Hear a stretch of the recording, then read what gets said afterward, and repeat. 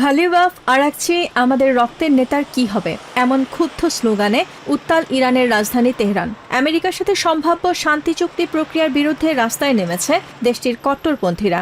রবিবার সামাজিক মাধ্যমে ছড়িয়ে পড়া ভিডিওতে দেখা যায় ট্রাম্প প্রশাসনের সাথে চলমান শান্তি প্রক্রিয়ার বিরুদ্ধে স্লোগান দিচ্ছেন কট্টরপন্থী ইরানিরা।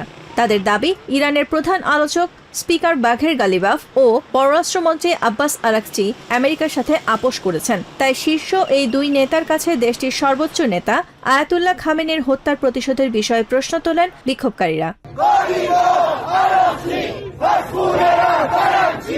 গত 28 ফেব্রুয়ারি ইউএস ইসরায়েলি বিমান হামলার প্রথম দিনেই নিহত হন ইরানের সর্বোচ্চ নেতা 86 বছর বয়সী আয়াতুল্লাহ আলী খামেনি। দীর্ঘ 36 বছরের ইরানের শাসন ক্ষমতায় থাকা এই নেতার মৃত্যুর পেছনে ওয়াশিংটনকে দায়ী করে প্রতিশোধের দাবি তুলছেন সাধারণ ইরানিরা।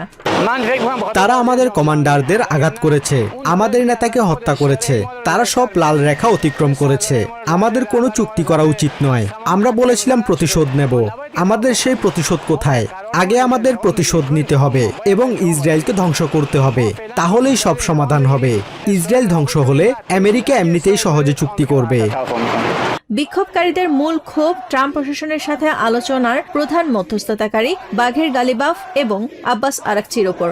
এর আগে মাশহাদেও একই ধরনের বিক্ষোভ থেকে পররাষ্ট্রমন্ত্রী আরাকচির পদত্যাগ দাবি করা হয়। কট্টরপন্থীদের অভিযোগ, তিনি আমেরিকার কাছে নতি স্বীকার করছেন।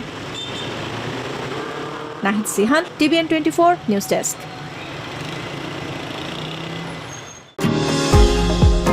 নিউ ইয়র্ক থেকে সম্প্রচারিত টিভিএন 24 টেলিভিশন বিশ্বজুড়ে বাঙালির কণ্ঠস্বর।